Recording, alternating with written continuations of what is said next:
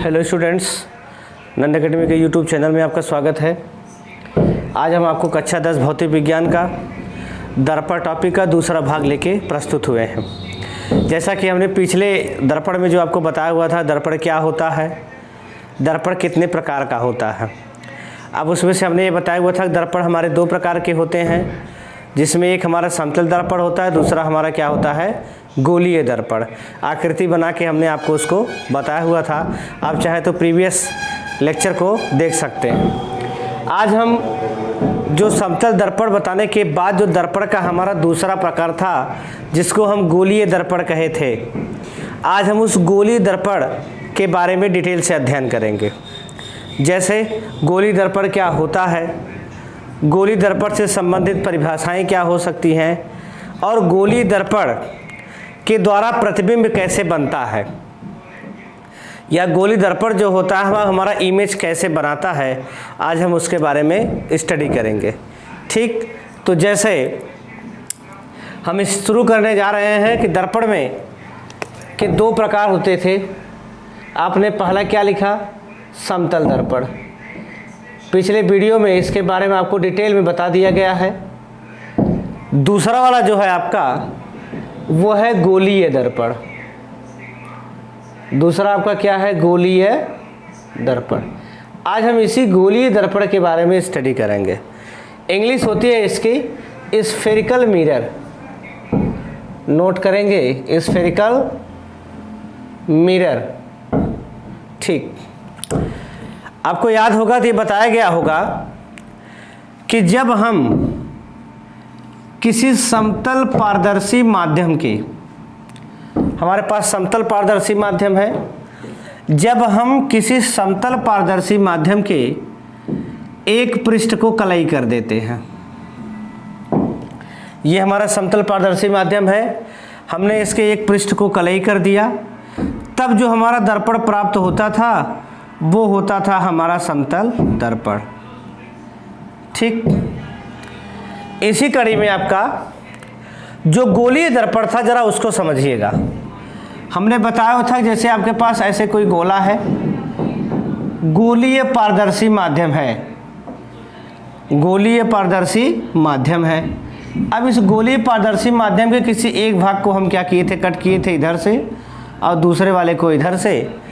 अगर हम इसको कट करते हैं तो आप ध्यान देंगे तो जो आपको फिगर मिलेगा वो इस टाइप से मिलेगा, ऐसे।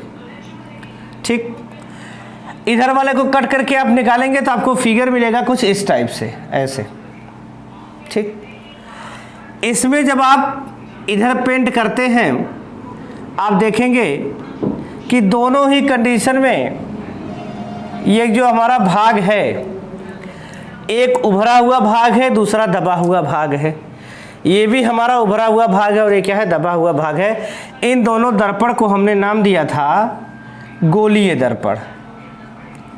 क्या नाम दिया था, गोलीय दर्पण।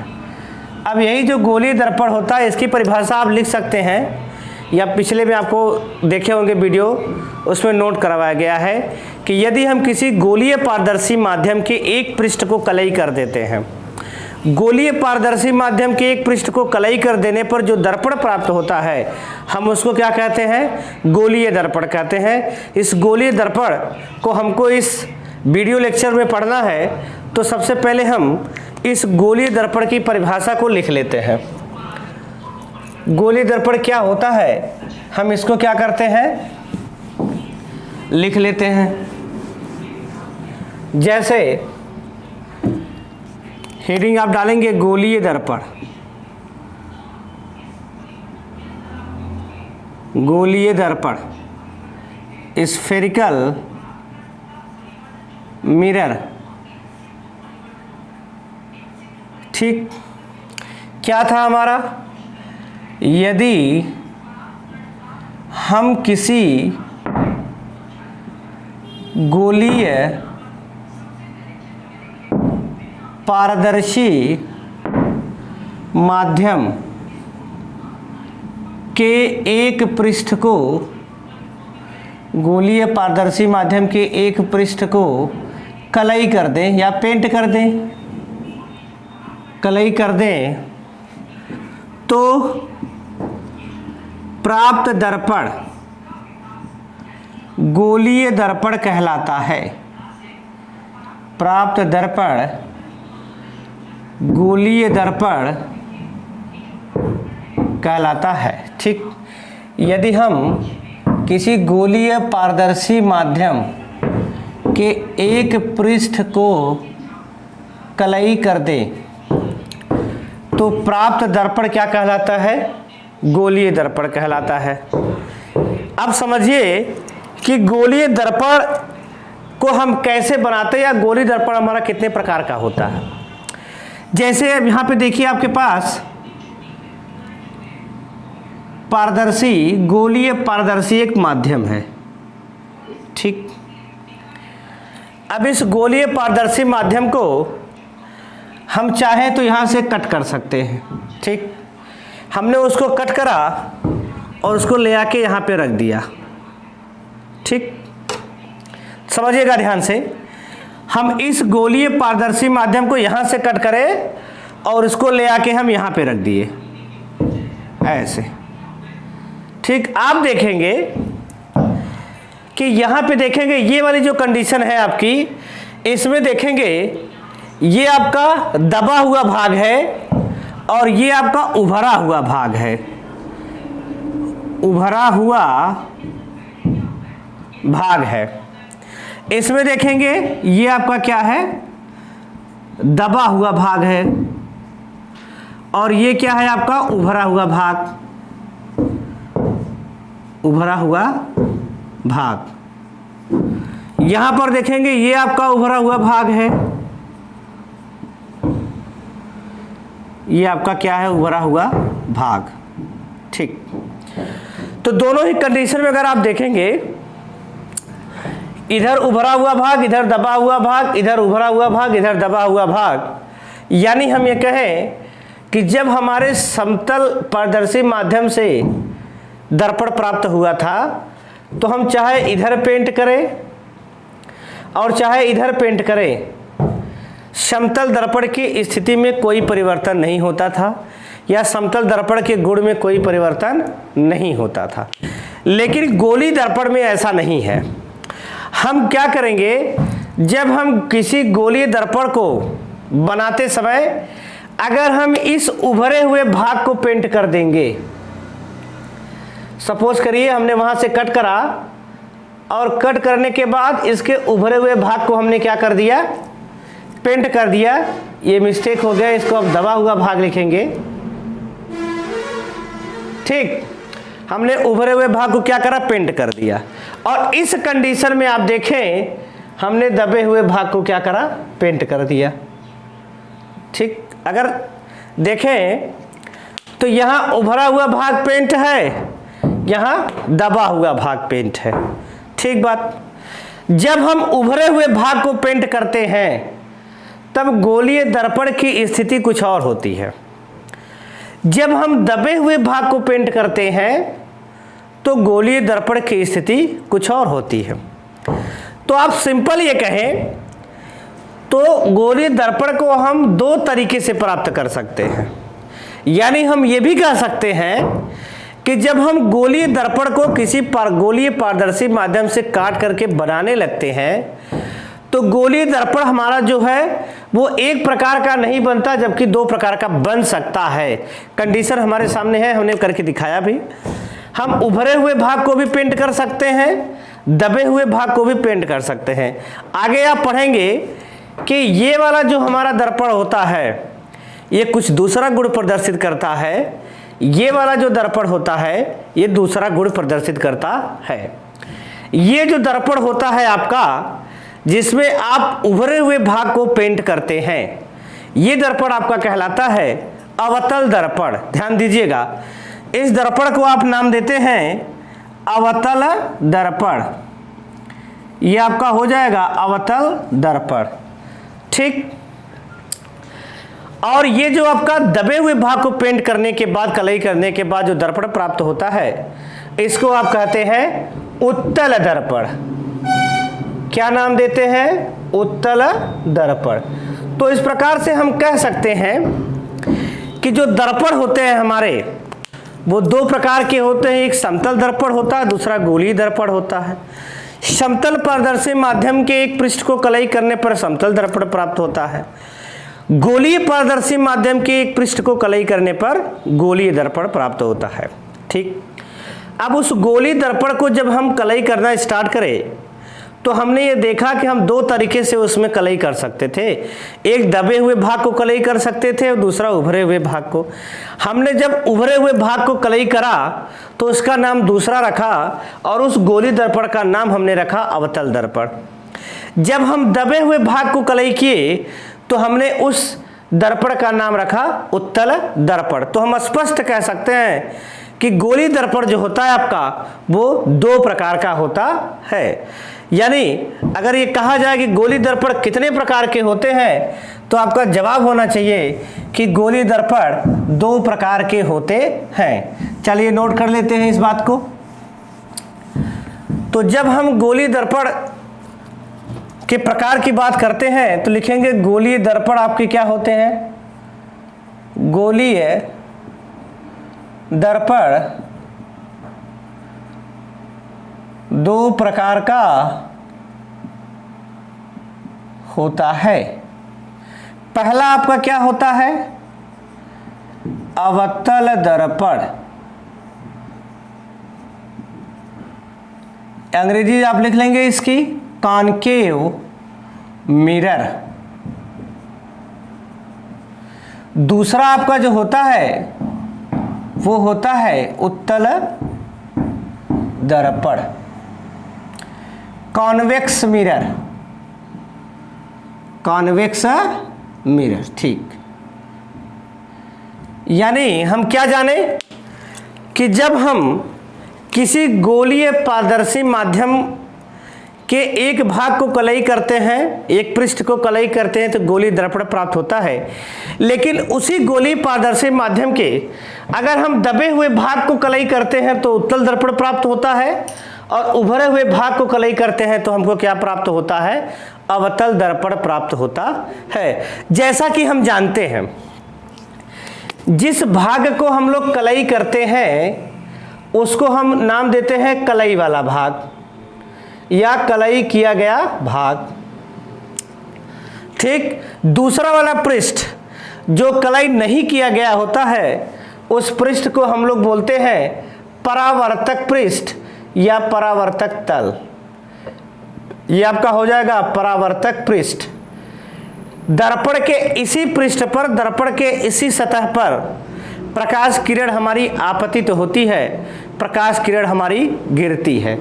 यानी जब हम प्रकाश किरण को गिराएंगे तो परावर्तक पृष्ठ पर गिराएंगे, न कि कलई वाले भाग पर। ठीक, ये वाला आपका क्या हो जाएगा? कलई वाला भाग। ये आपका कलई वाला भाग हो जाएगा और ये आपका क्या हो जाएगा?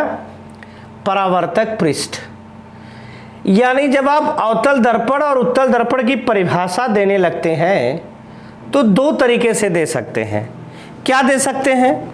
ऐसा गोलीय दर्पण, ध्यान से समझिए, ऐसा गोलीय दर्पण जिसका उभरा हुआ भाग कलई किया गया होता है उसको हम लोग अवतल दर्पण कहते हैं। यहां पे क्या कह सकते हैं? ऐसा गोलीय दर्पण जिसका दबा हुआ भाग कलई किया गया होता है उसको हम लोग क्या कहते हैं? उत्तल दर्पण कहते हैं। एक तरीके से जरा सोचिए आप और परिभाषा दे सकते हैं इसकी। ऐसा गोलीय दर्पण जिसका परावर्तक तल या परावर्तक पृष्ठ दबे हुए भाग में होता है अवतल दर्पण कहलाता है। या फिर कह सकते हैं कि ऐसा गोलीय दर्पण जिसका परावर्तक पृष्ठ उभरे हुए भाग में होता है क्या कहलाता है आपका? उत्तल दर्पण कहलाता है। यानी आप पेंटिंग के हिसाब से, कलई किए जाने के हिसाब से भी परिभाषा दे सकते हैं और गोलीय दर्पण के परावर्तक पृष्ठ के हिसाब से भी परिभाषा दे सकते हैं। जैसे हम एक बार फिर रिपीट करते हैं, ध्यान दीजिएगा। अवतल दर्पण के लिए हम कह सकते हैं कि ऐसा गोलीय दर्पण जिसका कलई किया गया भाग जो होता है उभरे हुए भाग में होता है। या ऐसा गोलीय दर्पण जिसका उभरा हुआ भाग कलई किया गया होता है उसको हम अवतल दर्पण कहते हैं। या फिर इसमें क्या कह सकते हैं कि ऐसा गोलीय दर्पण जिसमें दबा हुआ भाग कलई किया गया होता है उसको हम क्या कहते हैं, उत्तल दर्पण कहते हैं। ठीक, दूसरे तरीके से अगर परिभाषा दें तो कह सकते हैं ऐसा गोलीय दर्पण जिसका परावर्तक पृष्ठ दबे हुए भाग में होता है अवतल दर्पण कहलाता है। या फिर यहां कहें ऐसा गोलीय दर्पण जिसका परावर्तक पृष्ठ उभरे हुए भाग में होता है उत्तल दर्पण कहलाता है। तो आप यहां से उत्तल दर्पण और अवतल दर्पण की परिभाषा दोनों तरीके से दे सकते हैं। दोनों ही आपके गोलीय दर्पण के क्या हैं, प्रकार हैं। ठीक, आप चाहें तो नोट कर सकते हैं इसको, दोनों की परिभाषा नोट कर लिया जाए। फिगर आप देख ही रहे हैं, फिगर को हम इरेज करने जा रहे हैं। जैसे आपका पहली परिभाषा क्या है, पहला हम अवतल दर्पण के बारे में अगर लिखें तो लिख सकते हैं ऐसा गोलीय दर्पण, ध्यान दीजिएगा, जिसका परावर्तक पृष्ठ उभरे हुए भाग में दबे हुए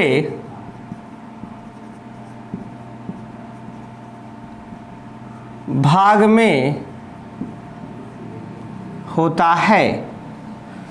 क्या कहलाता है आपका, अवतल दर्पण कहलाता है, अवतल दर्पण कहते हैं या कहलाता है। ठीक, दूसरा आप क्या लिखेंगे उत्तल दर्पण के लिए, ऐसा गोलीय दर्पण लिख सकते हैं, ऐसा गोलीय दर्पण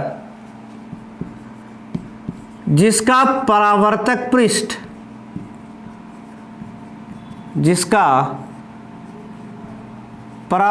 पृष्ठ उभरे हुए भाग में होता है, उभरे हुए भाग में होता है, उसे आप क्या कहेंगे, उत्तल दर्पण कहते हैं, उसे उत्तल दर्पण कहते हैं। ठीक, आपका उत्तल दर्पण हो गया, फिर आपका क्या हो गया, अवतल दर्पण। यानी हम सिंपल सी परिभाषा दे सकते हैं बड़ी ही आसानी से कि गोलीय दर्पण किसी गोलीय पारदर्शी माध्यम के एक पृष्ठ पर कलई करने से बनता है। अब उसी गोलीय पारदर्शी माध्यम की अगर हम दबे हुए भाग को कलई करते हैं तब हमको उत्तल दर्पण प्राप्त होता है, उभरे हुए भाग को कलई करते हैं तो अवतल दर्पण प्राप्त होता है। ठीक, अब अगली जो टॉपिक होगी आपकी बड़ी ही इंटरेस्टिंग टॉपिक है, उसको समझिएगा। गोलीय दर्पण से संबंधित कुछ बहुत ही महत्वपूर्ण परिभाषाएं हैं, आप ध्यान दीजिएगा उसको। अगली टॉपिक हम डालने जा रहे हैं, आप चाहें तो इसको 1 सेकंड के लिए हम रोक देते हैं, आप नोट कर लीजिए।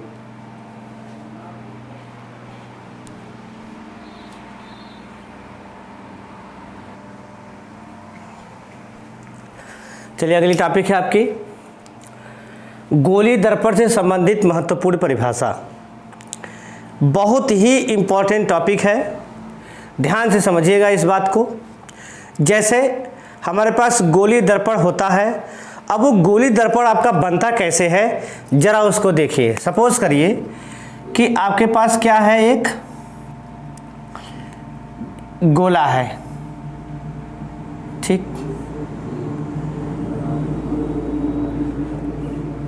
देखिएगा आप लोग, 1 मिनट और इजी मेथड से आपको बताते हैं, इसको एक साथ बताते चलते हैं। जैसे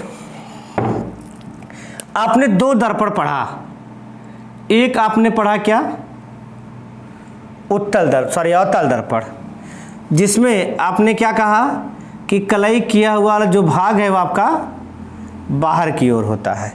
ये आपका कौन सा दर्पण हो गया? अवतल।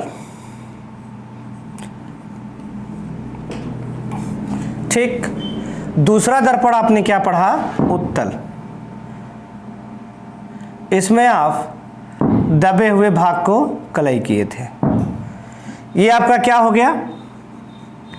उत्तल दर्पण। ठीक, ध्यान दीजिएगा, ये आपका अवतल दर्पण कहां से आया था?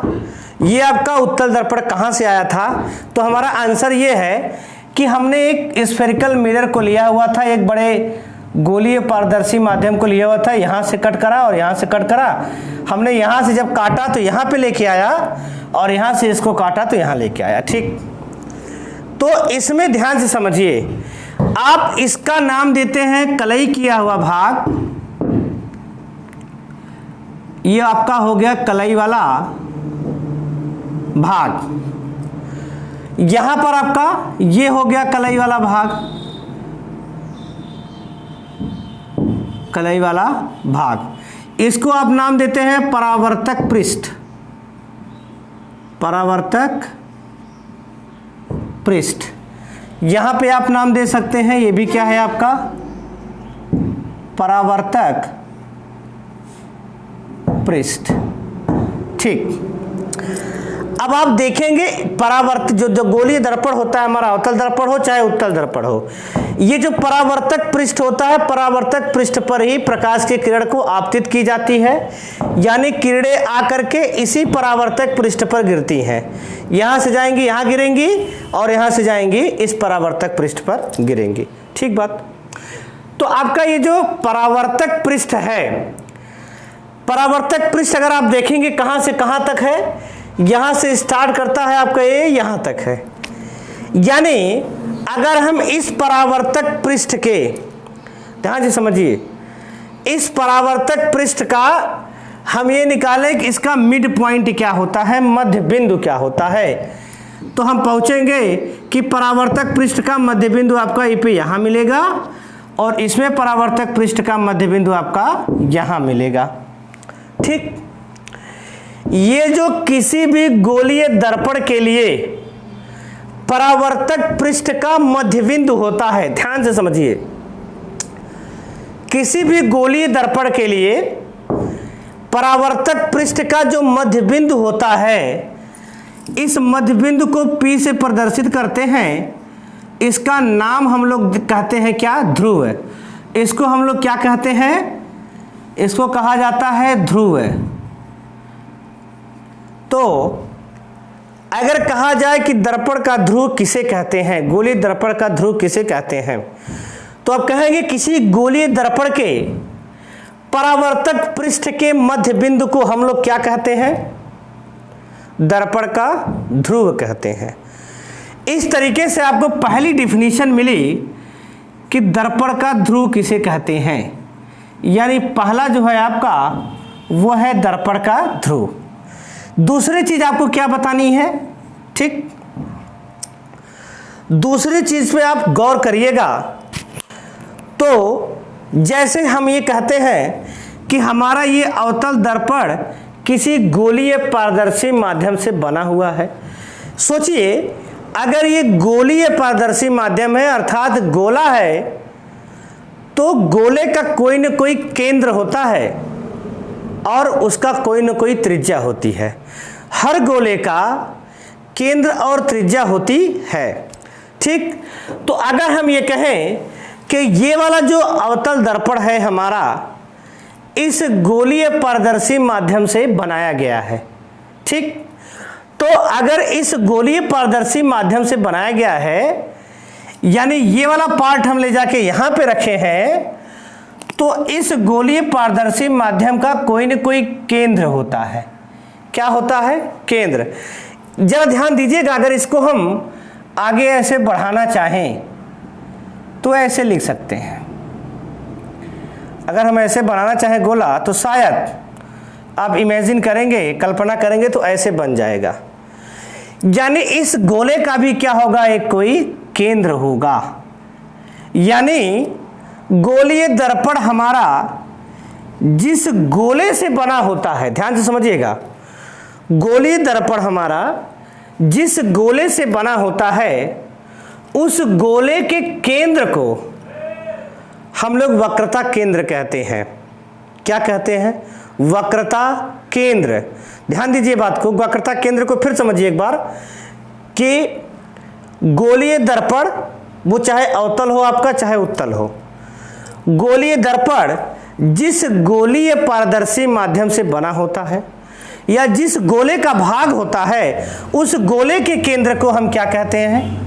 वक्रता केंद्र। यहां आप देखेंगे आपने इसको ले जाके वहां पे रखा था तो वक्रता केंद्र आपका कहां होगा?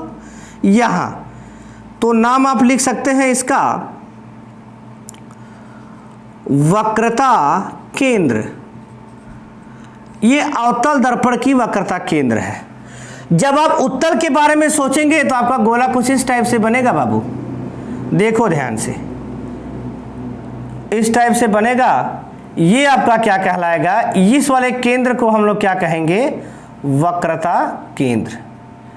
क्या कहेंगे? वक्रता केंद्र। यानी दर्पण की, गोलीय दर्पण की जो आपकी दूसरी टॉपिक निकल के आती है, दूसरी जो इंपॉर्टेंट पॉइंट्स निकल के आता है वो है दर्पण का वक्रता केंद्र। क्या है आपका? दर्पण का वक्रता केंद्र। ठीक, यानी दर्पण का वक्रता केंद्र हम किसको कहेंगे? गोलीय दर्पण हमारा जिस गोले का भाग होता है उस गोले के केंद्र को हम लोग क्या कहते हैं? वक्रता केंद्र कहते हैं। इंपॉर्टेंट पॉइंट्स आपका क्या है कि अवतल दर्पण में वक्रता केंद्र जो होता है परावर्तक पृष्ठ की ओर होता है, लेकिन उत्तल दर्पण में वक्रता केंद्र जो होता है परावर्तक पृष्ठ के पीछे की ओर होता है। बहुत एग्जाम में पूछा जाता है कि उत्तल दर्पण में वक्रता केंद्र कहाँ स्थित होता है, तो आप कहेंगे उत्तल दर्पण में वक्रता केंद्र परावर्तक पृष्ठ के पीछे की ओर यानी कलई किए गए भाग की ओर स्थित होता है, जबकि अवतल दर्पण में वक्रता केंद्र परावर्तक पृष्ठ के सामने की ओर स्थित होता है। बात क्लियर? ठीक, ये आपका हो गया वक्रता केंद्र। दर्पण के ध्रुव को आप P से दिखाएंगे, वक्रता केंद्र को आप किससे दिखाएंगे? C से दिखाएंगे। ठीक, अगली जो टॉपिक आती है आपकी वो है आपका वक्रता त्रिज्या। हमने बात किया पहले ही, अगर हमारा गोलीय दर्पण किसी गोले से बना हुआ है तो जरूर ही उस गोले के पास केंद्र होगा और उसकी क्या होगी? अपनी त्रिज्या होगी। यानी हम कहें कि गोलीय दर्पण हमारा जिस गोले का भाग होता है, जिस गोले से बना होता है, उस गोले की त्रिज्या को हम क्या कहेंगे? वक्रता त्रिज्या। क्या कहेंगे? यानी गोलीय दर्पण हमारा चाहे अवतल दर्पण हो चाहे उत्तल दर्पण हो, जिस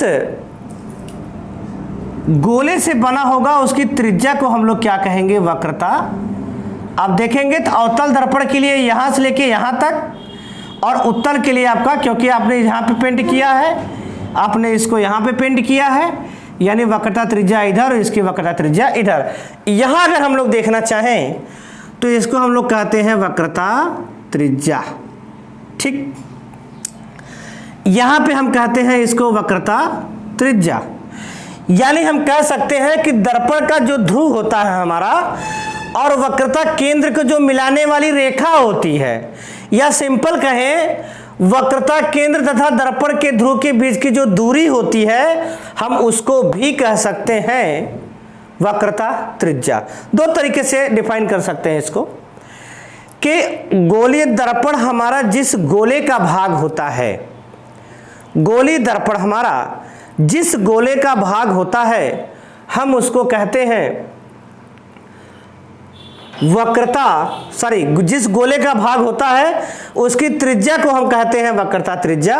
या कह सकते हैं कि किसी भी गोलीय दर्पण में दर्पण के ध्रुव तथा वक्रता केंद्र को मिलाने वाली रेखा, या रेखा कहेंगे तो थोड़ी सी डिफिनेशन आपकी चेंज हो जाती है, उसको हम वक्रता त्रिज्या कहते हैं, क्योंकि रेखा हमारी जो होती है वो रुकती नहीं है। सिंपल ये कहें कि वक्रता केंद्र तथा ध्रुव के बीच की दूरी क्या कहलाती है? वक्रता त्रिज्या कहलाती है। यानी नंबर 3 आपका निकल के आता है वक्रता त्रिज्या। वक्रता त्रिज्या को कैसे प्रदर्शित करेंगे? कैपिटल आर से। यानी वक्रता त्रिज्या आपकी क्या हुई? किसी भी गोलीय दर्पण के ध्रुव तथा वक्रता केंद्र के बीच की दूरी को हम क्या कहेंगे? याद ध्यान दीजिएगा, रेखा को नहीं, दर्पण के ध्रुव तथा वक्रता केंद्र के बीच की दूरी को हम क्या कहेंगे? वक्रता त्रिज्या। इसको हम प्रदर्शित करते हैं स्मॉल आर से। ठीक, चलिए अगली जो टॉपिक है हमारी, आप देखिए ध्यान से, जैसे आपका क्या हो गया, ये वक्रता केंद्र हो गया, ये क्या हो गया आपका? दर्पण का ध्रुव हो गया। हम चाहें तो इसको ऐसे बढ़ा सकते हैं आगे भी, यानी जिसको हम रेखा नाम देते हैं, हम चाहें तो इसको भी ऐसे दूरी तरफ क्या कर सकते हैं? बढ़ा सकते हैं। ठीक, यानी अभी तक जो था वक्रता केंद्र और दर्पण के बीच की दूरी, लेकिन अब जो बात हो रही है वक्रता केंद्र और दर्पण के ध्रुव को मिलाने वाली रेखा की बात हो रही है, पूरी रेखा की, यहां से लेके वहां तक कहीं भी जा सकता है ये।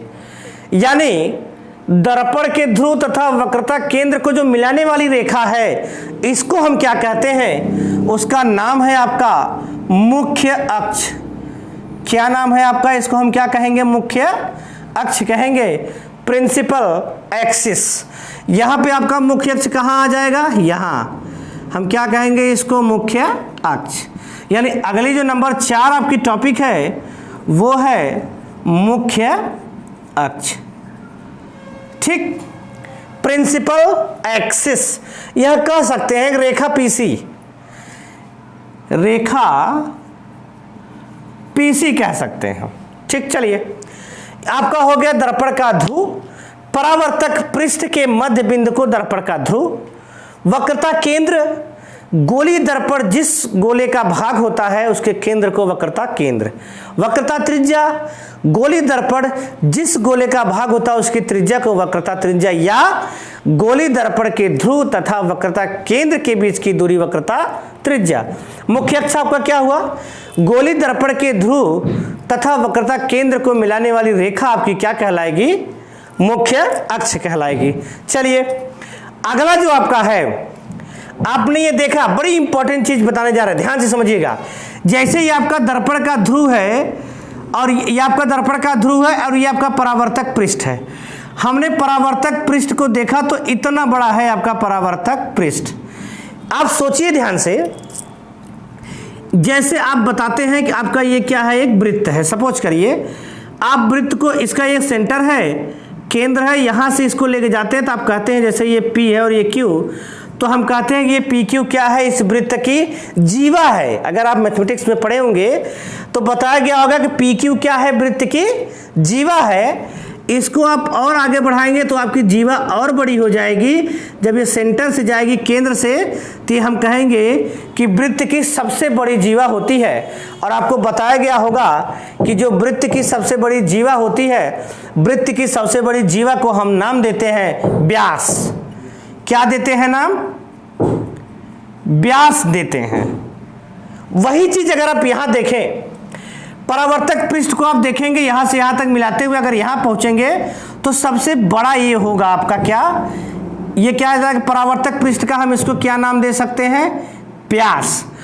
अब ये जो परावर्तक पृष्ठ का जो व्यास होता है, इसको हम कहते हैं दर्पण का द्वारक। क्या नाम देते हैं? दर्पण का द्वारक। दर्पण का क्या कहते हैं? द्वारक। ठीक बात।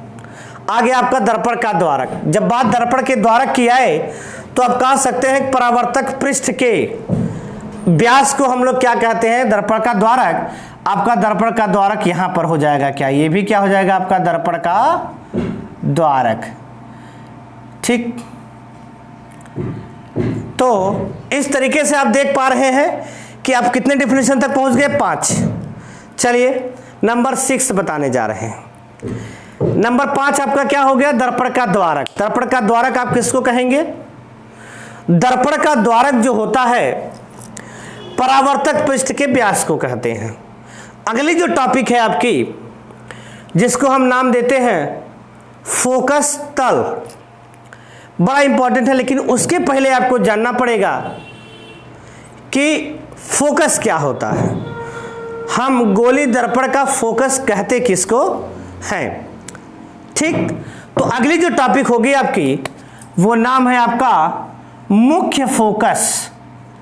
क्या है, मुख्य फोकस, प्रिंसिपल फोकस। आप चाहे तो इसको एक सेकेंड के लिए नोट कर सकते हैं।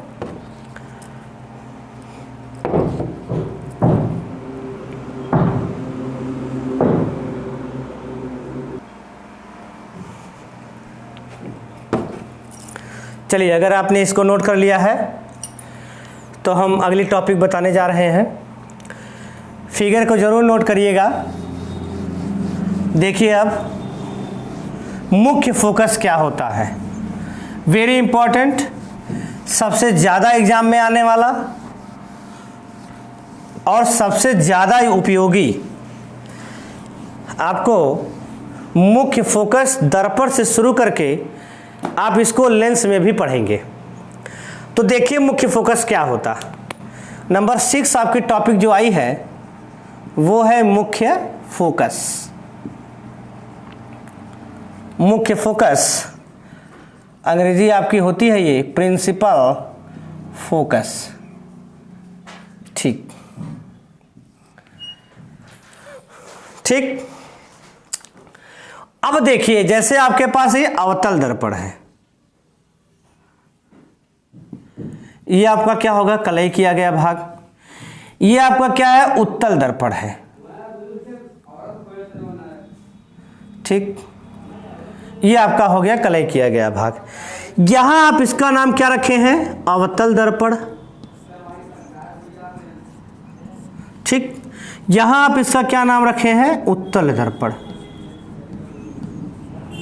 ठीक। चलिए, अब सपोज करिए ये आपका क्या है, मुख्य अक्ष है, सॉरी दर्पण का ध्रुव है, ये भी आपका क्या है, ध्रुव है। यहां आपका वक्रता केंद्र C है और इसको मिलाने वाली रेखा जो होती है आपकी, ये होती है मुख्य अक्ष। चलिए, यहां पर भी हम ड्रॉ कर देते हैं एक, ये आपका C हो जाएगा, ये आपका क्या हो जाएगा, मुख्य अक्ष, ठीक। तो सपोज करिए ढेर सारी लाइन मतलब क्या, रे, किरण, ढेर सारी प्रकाश किरणें मुख्य अक्ष के समांतर आ रही हैं। यहां हम मुख्य अक्ष के समांतर ही लेंगे, आगे लॉ जब आपको पढ़ाएंगे तो सारी तरीके से लेकर के दिखाएंगे। जब किरणें मान लीजिए हमारे पास मुख्य अक्ष के समांतर आ रही हैं, सपोज करिए यहां पे ऐसे किरण आएगी, यहां से टकरा जाएगी, पार करके नहीं जाएगी, क्योंकि ये दर्पण है। हमने परावर्तन में पढ़ा, दर्पण ही ऐसा हमारा एक सिस्टम होता है, एक वस्तु ऐसा होता है दर्पण, जो कि ज्यादा से ज्यादा लाइट को क्या कर देता है, परावर्तित, यानी उसी दिशा में वापस, उसी माध्यम में वापस कर देता है, ठीक। जब ये यहां टकराएगा तो टकराने के बाद क्या होगा, ये इसका क्या होगा, अभिलंब कहलाएगा। अभी आपको अभिलंब भी बताना है। ये आपका क्या कहलाएगा, अभिलंब कहलाएगा, और ये परावर्तित हो जाएगी आपकी किरण। ये आपकी आपतित किरण कहलाएगी, ये क्या कहलाएगी, परावर्तित किरण। दूसरी को अगर आप देखेंगे, दूसरी आ रही है तो वो भी क्या करेगी, ऐसे परावर्तित हो जाएगी। यहां से देखेंगे तीसरी वाली लाइन प्रकाश किरण आ रही है तो वो भी क्या होगी, ऐसे परावर्तित हो जाएगी, ठीक। चौथी वाली जा रही है तो ये भी क्या होगी, ऐसे परावर्तित होगी। तो बड़ा अद्भुत चीज ये होता है कि जब अवतल दर्पण के परावर्तक पृष्ठ पर मुख्य अक्ष के समांतर, ध्यान दीजिए, जब अवतल दर्पण के परावर्तक पृष्ठ पर मुख्य अक्ष के समांतर प्रकाश किरणें आपतित होती हैं, गिरती हैं, तो क्या होता है कि परावर्तन के पश्चात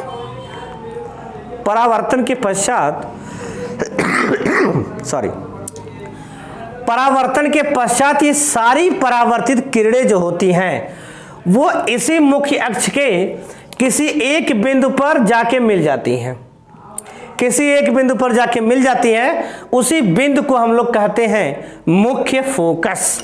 क्या कहते हैं? मुख्य फोकस।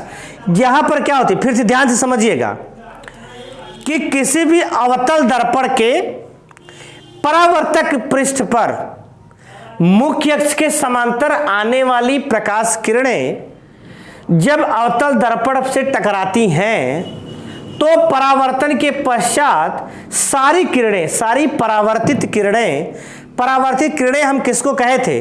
टकराने के बाद वाली किरणों को।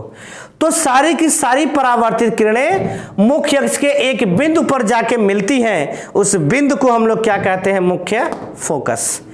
ठीक, इसकी अगर हम लोग बात करें तो यहां पर जो हमारी किरण होगी, यहां से आप देखेंगे तो ऐसे पार हो जाएगी, ऐसे पार हो जाएगी, ये इधर, यहां पर आप देखेंगे तो इधर चली जाएगी, यहां से देखेंगे तो इधर। तो ये जो किरणें होती है हमारी, सॉरी थोड़ा सा फिगर में मिस्टेक आया, ठीक, तो ये किरणें जो होती है अगर इसको हम पीछे की ओर ऐसे खींचें तो सारी की सारी किरणें हमारी मुख्य अक्ष के एक बिंदु पर मिलती हुई दिखाई देती हैं। यहां पर होती क्या है कि किरणें, देखिए ये किरणें यहां से गई थी, यहां से परावर्तित होकर चली गई, यहां से गई यहां गई, ये वाली किरण यहां से गई थी यहां परावर्तित हो गई, ऐसे गई तो यहां परावर्तित हो गई। तो होता यह है कि अवतल दर्पण में परावर्तन के पश्चात ये मुख्य अक्ष पर मिलती हैं, वास्तव में मिलती हैं, लेकिन उत्तल दर्पण में परावर्तन के पश्चात ये मुख्य अक्ष के किसी बिंदु पर मिलती हुई प्रतीत होती हैं, ऐसा आभास होता है। अभी आप आगे वास्तविक प्रतिबिंब और आभासी प्रतिबिंब पढ़ेंगे तो भी इसमें बड़ा इंपॉर्टेंट चीज आपको समझना पड़ेगा। वहां ध्यान दीजिएगा, अवतल दर्पण में परावर्तन के पश्चात मिलती है किरणें, लेकिन उत्तल दर्पण में परावर्तन के पश्चात किरणें मिलती हुई प्रतीत होती हैं। तो जिस बिंदु पर मिलती हुई प्रतीत होती हैं उस बिंदु को हम लोग क्या कहते हैं? मुख्य फोकस।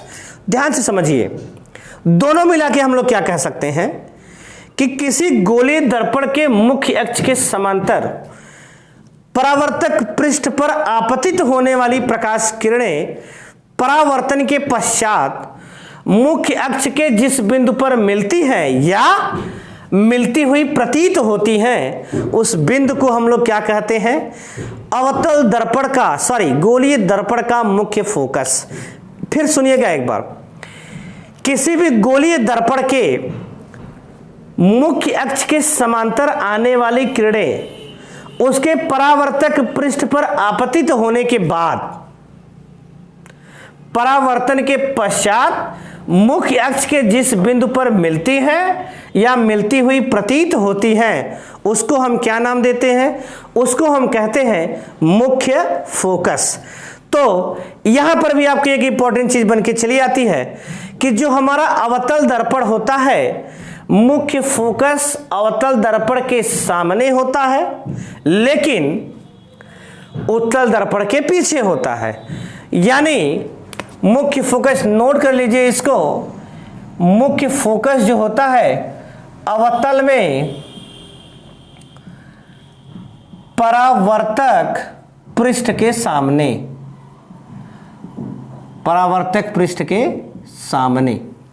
उत्तल में क्या होता है? यफ जो होता है वो उत्तल में परावर्तक पृष्ठ के पीछे, परावर्तक पृष्ठ के पीछे, ये आपका क्या हो गया? मुख्य फोकस।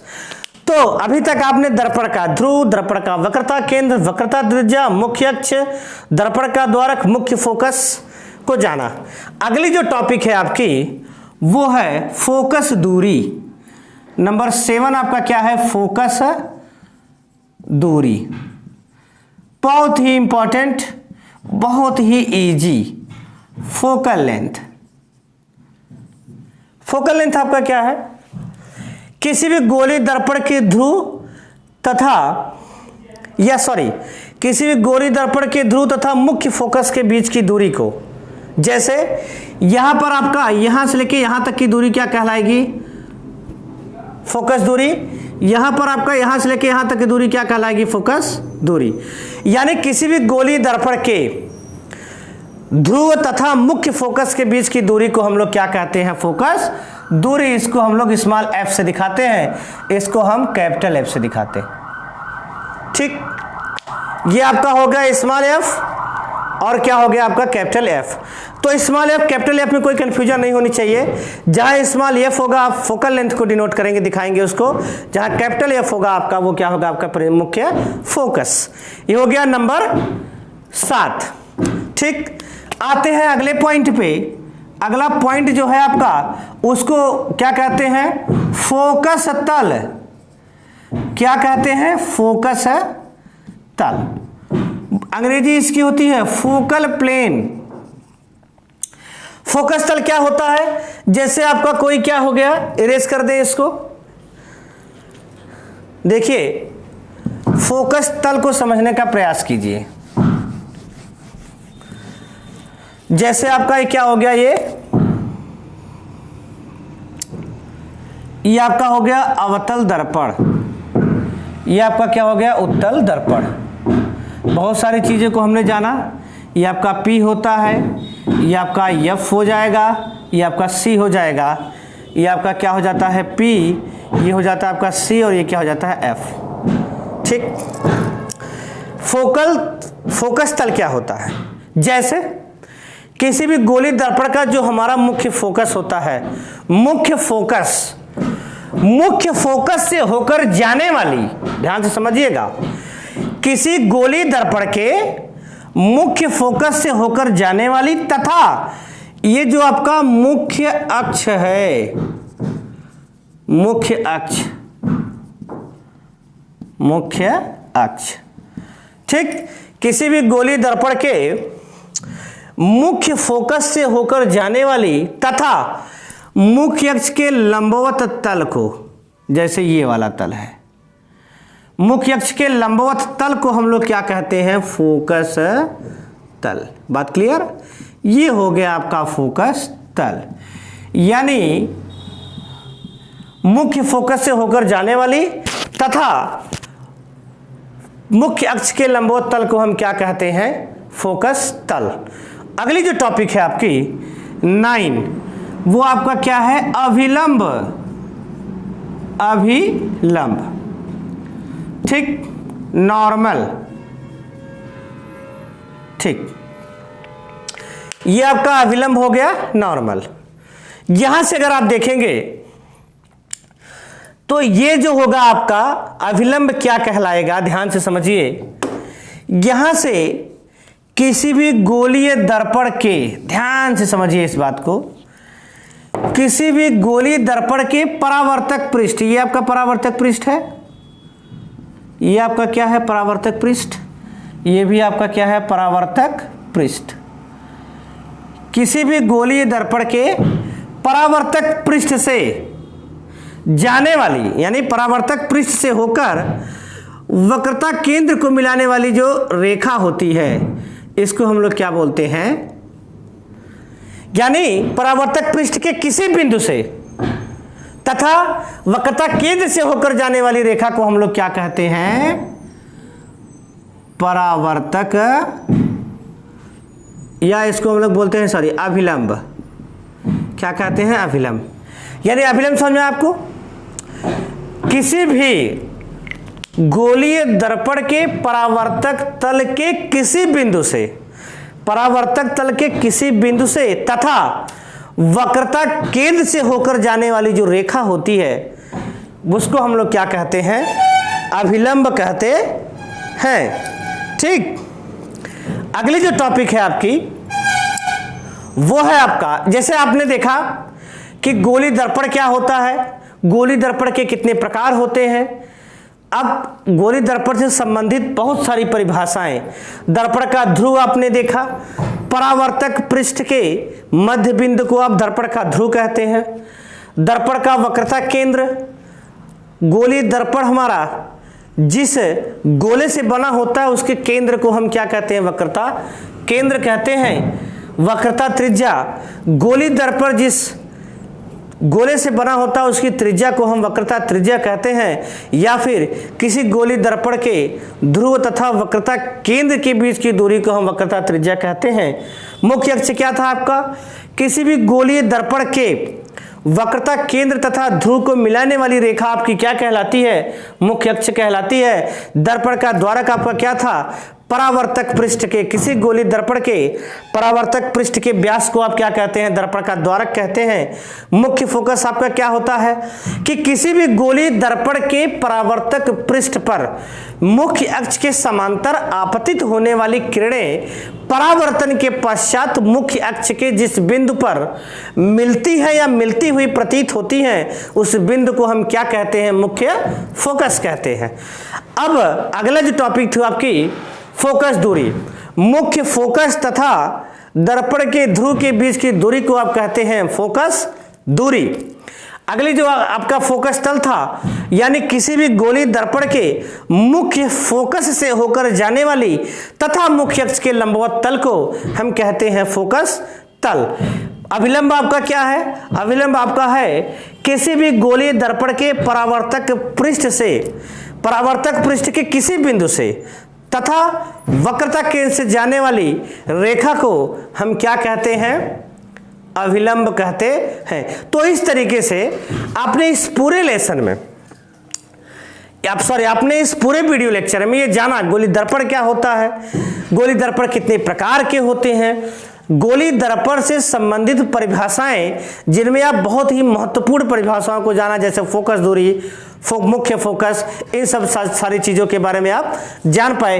अगले वीडियो लेक्चर में हम आपके सामने किसी गोली दर्पण द्वारा प्रतिबिंब कैसे बनता है, यानी पहले तो बताएंगे आपको प्रतिबिंब क्या होता है, फिर आपको बताएंगे कि किसी भी गोली दर्पण द्वारा प्रतिबिंब बनने के नियम क्या हैं या प्रतिबिंब कैसे बनता है। Thank you.